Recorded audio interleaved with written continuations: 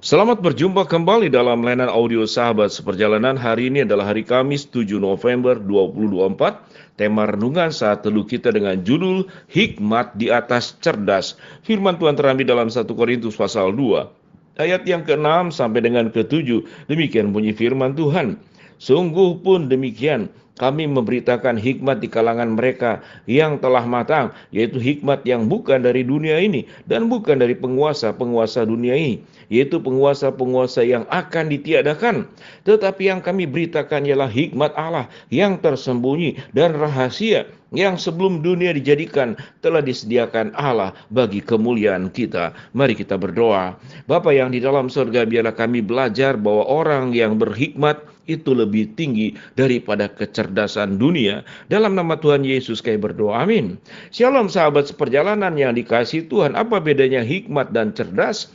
Tentu sewaktu kita mengatakan hikmat di dalam Alkitab, kait-mengaitnya itu sangat dekat dengan katakanlah pengetahuan Allah, kasih Allah, dan seluruh sifat-sifat Allah itu ada di dalam hikmatnya Allah.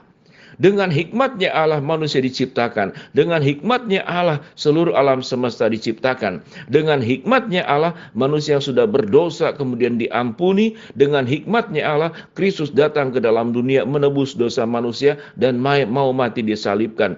Itu yang namanya hikmatnya Allah.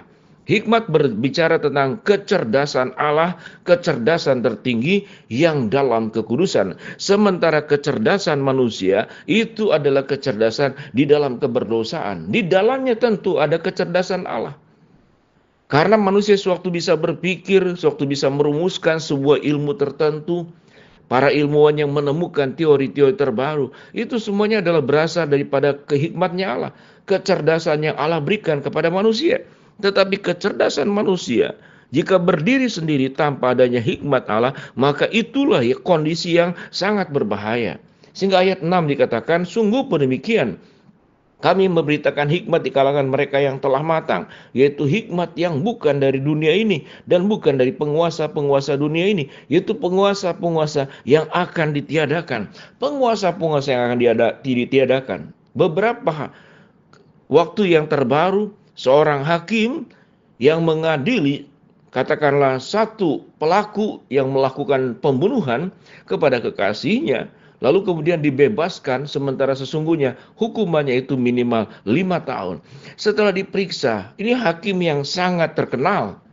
Saya tidak sebutkan namanya, sangat terkenal. Dia sudah menjadi hakim sekian lama, lalu pensiun.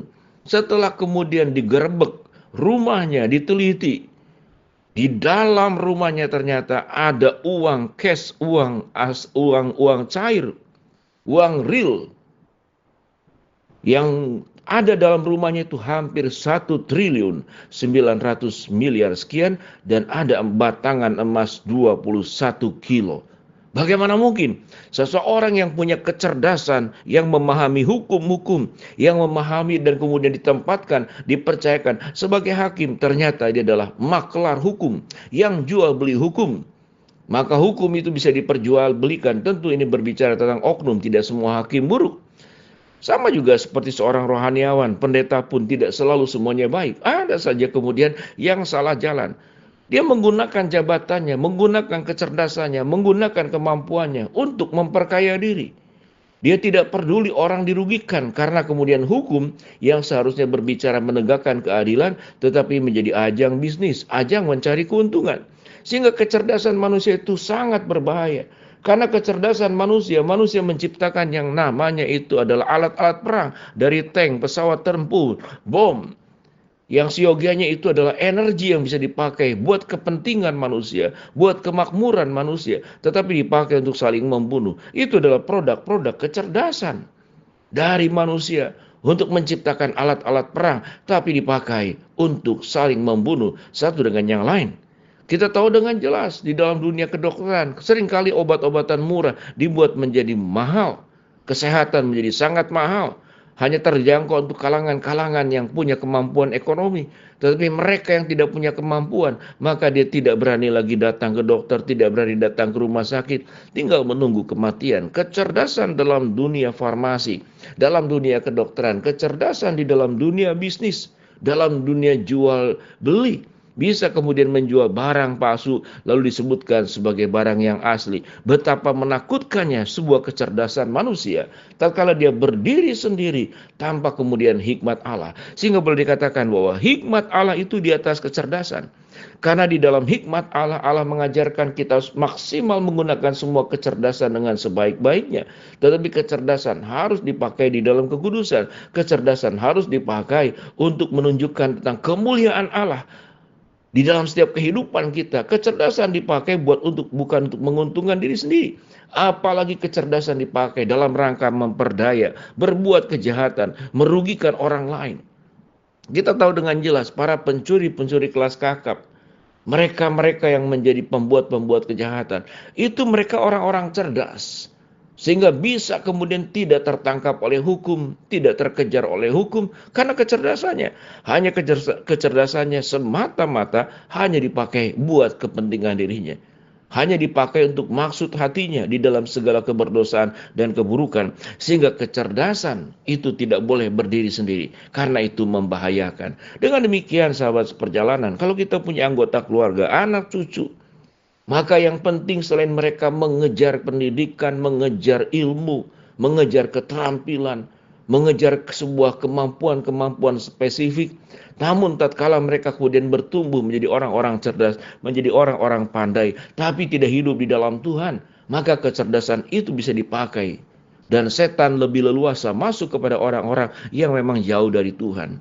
Namun tatkala hikmat Allah melingkupi orang-orang yang punya kecerdasan, itu pun kecerdasan yang berasal dari Allah, maka dia bisa menggunakan seluruh keterampilannya, seluruh kemampuannya, seluruh kesanggupannya, kecerdasannya. Itu dipakai untuk memuliakan Allah, bukan untuk memperkaya diri. Apalagi kemudian menghancurkan orang lain. Kita tentu sangat berduka dengan terjadinya peperangan di berbagai negara, satu dengan yang lain. Peperangan hanya akan menghasilkan kematian. Peperangan hanya akan menghasilkan keterpisahan. Bagaimana anak dan istri harus merelakan suaminya pergi ke medan perang sebagai prajurit dan meninggal di sana.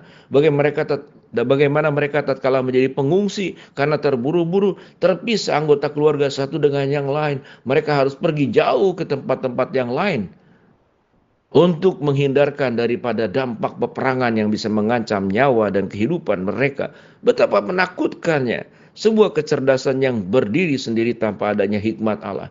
Kecerdasan yang kemudian dimiliki, lalu kemudian hati dari pikirannya penuh dengan jiwa keberdosaan. Maka yang dilakukannya adalah perbuatan-perbuatan jahat dengan memakai kecerdasan yang sudah Tuhan berikan, yang sudah Tuhan anugerahkan kepada yang bersangkutan. Sehingga sebagai anak-anak Tuhan, biarlah kita berdoa buat anak cucu kita, buat kita.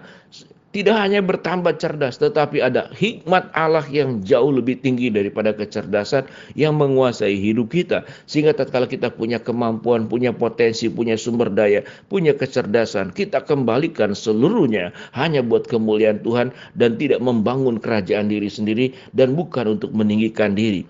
Mari kita pakai kecerdasan kita bersama dengan Tuhan, maka kecerdasan akan berubah menjadi hikmat Allah yang kita miliki. Mari kita berdoa. Bapa dalam surga, terima kasih buat kebenaran firman Allah yang kami pelajari. Hamba-Mu berdoa buat sahabat seperjalanan yang sedang sakit, Tuhan jamah sembuhkan. Sahabat seperjalanan yang sedang menghadapi masalah, Tuhan bukakan jalan. Sahabat seperjalanan yang sedang berdoa mengharapkan sesuatu, Tuhan kabulkan dengan cara dan waktu Tuhan yang terbaik. Inilah doa kami di dalam nama Tuhan Yesus kami berdoa. Amin. Shalom.